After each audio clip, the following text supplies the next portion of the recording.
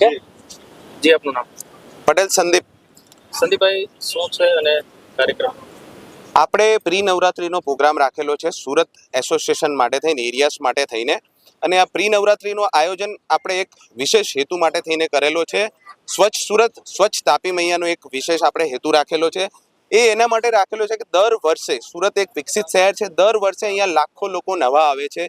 તો સૌથી પહેલા રિયલ એસ્ટેટ એજન્ટને મળે છે. તો એ એજન્ટ એમને સ્વચ્છ સુરત રાખવા માટે થઈને અપીલ કરશે. એ મેસેજ આપવા માટે થઈને આજની પ્રી નવરાત્રીનું આયોજન કર્યું છે. અને સુરતમાં પહેલી વાર રિયલ એસ્ટેટની આટલી મોટી નવરાત્રી થવા જઈ રહી છે. અને સુરત હંમેશા નંબર 1 રહ્યું છે અને નંબર 1 રહેશે. એરિયાસ પણ નંબર 1 રહેશે. જય શ્રી રામ. આ એસોસિએશનમાં કેટલા લોકો જોડાયેલા છે? આ એસોસિએશનમાં અત્યારે ટોટલ 170 લોકો જોડાયેલા છે અને હજી વધુ જોડાવશે.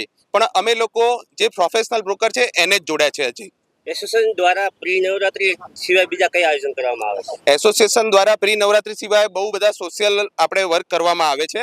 જેમ કે ઉત્તરાયણ છે તો બધાને સળિયાને લગાવીને આપ્યા હતા. પછી હમણાં વયવંદના કાર્ડ આપણે કઢાઈને આપ્યા હતા. બીજું કે કોઈ માણસ બીમાર છે તો એની પણ દેખરેખ રાખવા માટે એરિયાસ હંમેશા એમની સાથે છે. ખાસ કરીને કેટલામી વર્ષની નવરાત્રી છે? આ આપણું પહેલું જ વર્ષ છે. છેલ્લા 1 વર્ષથી અમારું લોકોનું એસોસિએશન ચાલતું હતું. આજે પહેલું વર્ષ છે. કયા વિસ્તારમાં એસોસિએશન ચલાવવામાં આવે છે? આખા સુરતનું છે. અમારું સપનું છે એક સુરત એક એસોસિએશન. એરિયાઝ વિશે થોડી ખોલીને માહિતી.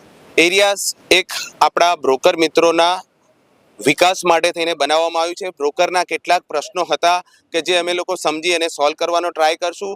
બિલ્ડર અને બ્રોકરો બધા સાથે હળી મળીને કામ કરે એ અમારું સપનું હતું. એ આજે એરિયાસે સાકાર કરેલું છે. એ તમે આજે જોઈ શકો છો અહીંયાના પ્રોગ્રામમાં. એસોસિએશનમાં જોડાવા માટે સંપર્ક કરવા માટે કોને? એસોસિએશનમાં જોડાવા માટે થઈને અમારા એરિયાસના પ્રમુખ, વાઇસ પ્રેસિડેન્ટ, જોઈન્ટ સેક્રેટરી એના નંબર આપેલા છે. એના ઉપર તમે કોન્ટેક્ટ કરી શકો છો.